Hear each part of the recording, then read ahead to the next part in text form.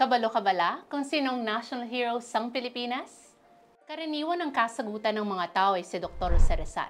Pero alam mo ba na wala pa tayong opisyal na pambansang bayani? Tama, si Dr. Jose Rizal ay tinuturing na bayani ng bayan dahil sa kanyang mga kontribusyon ng mga kasulatan at sa sakripisyo ng siya'y barilin sa bagong bayan. Pero kung sa batas titingnan, wala pang naipapasa na nagsasabing siya o kahit sino pa ang opisyal na pambansang bayani ng Pilipinas.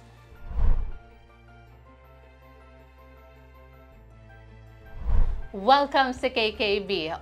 Kabalo ka bala? Dito sa KKB, ibabahagi natin ang mga nakapagtatakang kaalaman tungkol sa ating bansa.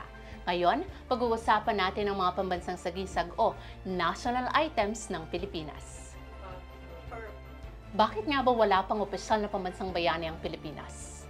Noong 1993, gumawa si Pangulong Ramos ng National Heroes Committee sa ilalim ng Executive Order No. 75. Inatasan nito na pumili ng mga opisyal na pambansang bayani. Nagrekomenda sila ng 9 na pangalan, kabilang sina Rizal, Bonifacio at Mabini.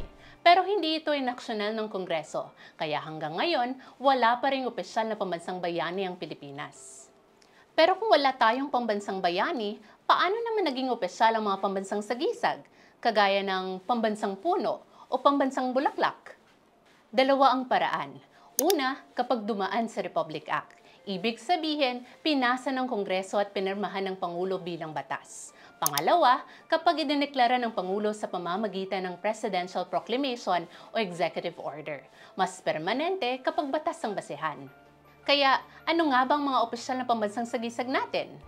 Ang Republic Act 8491 na kilala rin bilang Flag and Heraldic Code of the Philippines ay nagsasaad ng mga alituntunin para sa pambansang watawat, pambansang awit, motto, coat of arms at iba pang heraldic items at sagisag ng Pilipinas. Bukod sa RA 8491 at sa Konstitusyon, 6 lamang na opisyal na pambansang sagisag ng Pilipinas ang ipinagtibay sa pamamagitan ng Proklamasyon ng Ehekutibo o Republic Act ng Lehislatura. Ito ay ang Sampaguita, Nara, Philippine Eagle, Perlas, Arnis at ang Filipino Sign Language. Noong 1934, sa panahon ng Commonwealth, idineklara ni Gobernador General Frank Murphy ang Sampaguita bilang pambansang bulaklak at ang Nara bilang pambansang puno sa pamamagitan ng Proklamasyon No. 652. Noong 1995 naman, idineklara ni Pangulong Fidel Ramos sa pamamagitan ng Proklamasyon No. 615 ang Philippine Eagle bilang pambansang ibon. Ipinahayag din ni Ramos noong 1996 ang South Sea Pearl o Perlas ng Pilipinas bilang pambansang hiyas sa pamamagitan ng Proklamasyon No. 905. Sa pamamagitan ng Republic Act 9850 ng 2009, idineklara ni Pangulong Gloria Macapagal Arroyo ang Arnis bilang pambansang laro at martial art. Kung mapapansin nyo, lahat ng ito ay sumasalamin sa ating kultura, kalikasan at pagkakakilanlan bilang mga Pilipino.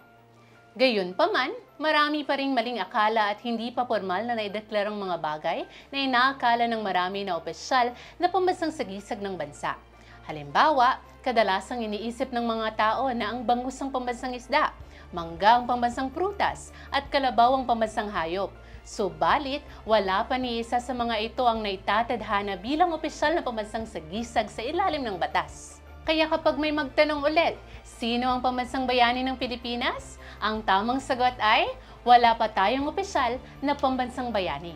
Pero mayroon tayong mga pambansang sagisag, mula sa puno at ibon hanggang sa hiyas at laro na nagpapaalala ng ating yaman, kasaysayan at kultura. Kabalo ka na?